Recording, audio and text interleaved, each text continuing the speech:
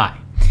Like the previous video, we're dealing with definitions because we need to define it a little bit more if we want to build up. So I'm going to borrow another definition from last video, line segments, to talk about our next definition, angles. So an angle is simply a sort of union of line segments, right? We define an angle through 3 points. Now, 2 line segments. All right, I'm going to call this X, Y, Z. Right? Then we'd say angle X, Y, Z, and we usually use this symbol to denote angles. And then we say what measurement or angle between those 2 line segments this had. Now, in this case, I drew a little rectangle. That's because this is what we call a right angle. Right angles, which we use this little rectangle to denote, have a measurement of 90 degrees. Now, what is this degrees symbol referring to? Well, you might have heard before that in a circle there are 360 degrees. That's true. Degrees are basically a measurement of angle. And we're going to use them all the time, you guessed it, when talking about angles.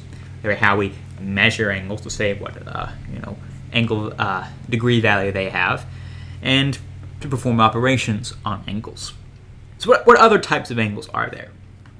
Well, going up right angles, we have 2 other angles. One of them, I like the name, is called an obtuse angle. An obtuse angle, and I can use arrows if I wish, looks something like this, where this is the angle. So I'd say angle QRS is obtuse. Now, why is it obtuse? Because its measurement, which in this case I'll just say was like, 120 degrees. I use that circle symbol to basically mean degrees. That measurement is greater than 90 degrees.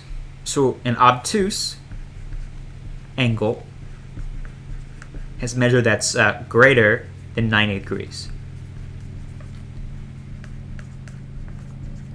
And on the other hand, we have what we call acute angles.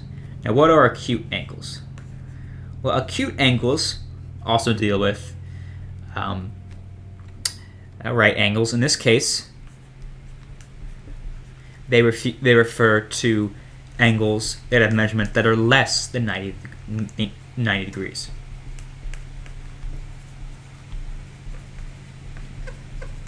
So, ways to memorize this. Well, you've got a rectangle, which itself has right angles, so that's not too hard to remember.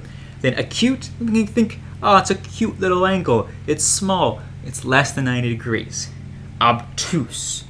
Obtuse. It sounds really big and fat, and that's because it's greater than 90 degrees. That's just the way I memorize it.